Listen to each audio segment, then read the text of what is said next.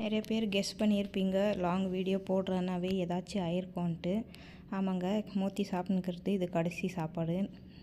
நேற்று நைட்டோட கடைசி சாப்பாடு அவள் சாப்பிட்டுட்டு இருக்கிறது. நேற்று நைட்டு இவ சாப்பாடு சாப்பிட்ட பேர் நாங்கள் 12 மணி வரைக்கும் வெளியே தான் உக்காந்துட்டு இருந்தோம். அந்த டைம் தான் எனக்கு கிடைக்கிறது இவங்க கூட உக்காரதுக்கு. அதனால் 12 1 மணி கூட ஆகிடும். ஒரு டைம் இவங்க கூட உக்காந்துட்டே இருப்பேன் வெளியே நான். ஏன்னா இந்த 4 பேர் மட்டும் வீட்டுக்குள்ளே வரமாட்டாங்க. உங்களுக்கு தெரியும் இல்லைங்களா? ராமு, டைகரு, மோத்தி, ப்ரௌனி இவங்க 4 பேர் வீட்டுக்குள்ளே வரமாட்டாங்க. அந்த பட்டாசு வெடிக்கிற அன்றைக்கி மட்டும்தான் வீட்டுக்குள்ளே வருவாங்க இவங்க. அந்த மாதிரி நேற்று நைட்டு வாக்கிங் போய் வந்த பேர் அவள் இடத்துக்கு போயிட்டா பார்க்குறதுக்காவோ.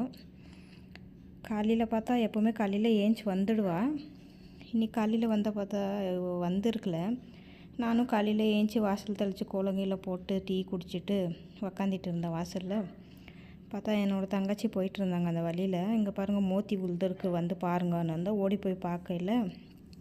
மோத்தியை யாரும் நைட்டு வண்டியில் இடிச்சிட்டு போயிட்டுருக்காங்க. இங்கே பாருங்கள் இப்படி தான் புள்ள கழுத்தில் அடி போட்டுருச்சா என்னான்னு தெரியல. இந்த வயிற்றுக்கிட்ட ஃபுல்லாக தேஞ்சிட்டுருக்குது. காலில் கொஞ்சம் அடி அடிச்சிட்டு போயிட்டாங்க.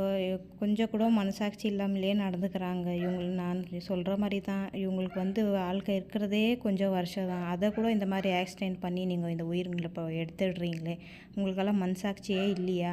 இல்லை இடிச்சிங்களே அந்த இடத்துல யாரும் இல்லை, சரி ஹைவேவாக இருந்திருந்தாக்கா யார்தோ விடுங்கன்னு சொல்லிட்டு நீங்கள் போகிறதுல ஒரு நியாயம் இருக்குது. ஆனால் அக்கம் பக்கம் வீடு இருக்கும்போது ஒரு நிமிஷம் கொஞ்சம் நின்று இங்கே யாராவது கேட்டீங்களா? அந்த உயிரை காப்பாற்றிருப்போம் நாங்கள் எப்படியாவது. அநியாயமாக ஒரு உயிரை எடுத்துட்டீங்களே நீங்கள் யாரை கொன்னீங்களே, நல்லா இருப்பீங்களா? நீங்கள் முன்னுக்கு உங்கள் வாழ்க்கை எப்படி இருக்கும்னு யோசித்து பாருங்கள். ஒரு வாயில்லாத ஜீவனை இந்த மாதிரி கொன்னுட்டு போயிடுறீங்களே. போன வாரம் பார்த்தீங்களா, எங்களுக்கும் எங்கள் பக்கத்து வீட்டுக்காருக்கு பயங்கர சண்டை. இவங்களுக்கு விஷம் வச்சிடுறேன்ட்டு எவ்வளோ பேச்சுங்கோ.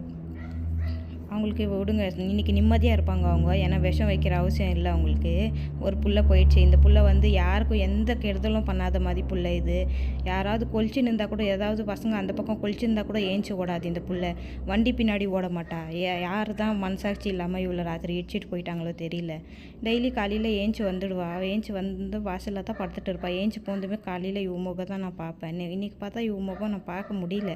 நான் நினச்சேன் சரி மேலே எப்பயும் படுத்துக்குவாளே, நான் வேலை செய்கிற வீட்டு படுத்துக்குவா நினச்சேன். அதுக்கப்புறம் பார்த்தீங்கன்னா 9 மணிக்கு கரெக்டாக தெரிஞ்சிச்சு இவருக்கு வண்டியில் இடிச்சிட்டுக்கிறாங்கன்ட்டு. ஓடி போய் பார்த்தா அந்த கை இப்படி வச்சுன்னு ரொம்ப துடிச்சு செத்துருக்கிற மாதிரி இருக்கிறாங்க. பாதி நைட்டுக்கு இந்த மாதிரி ஆயிருக்கு.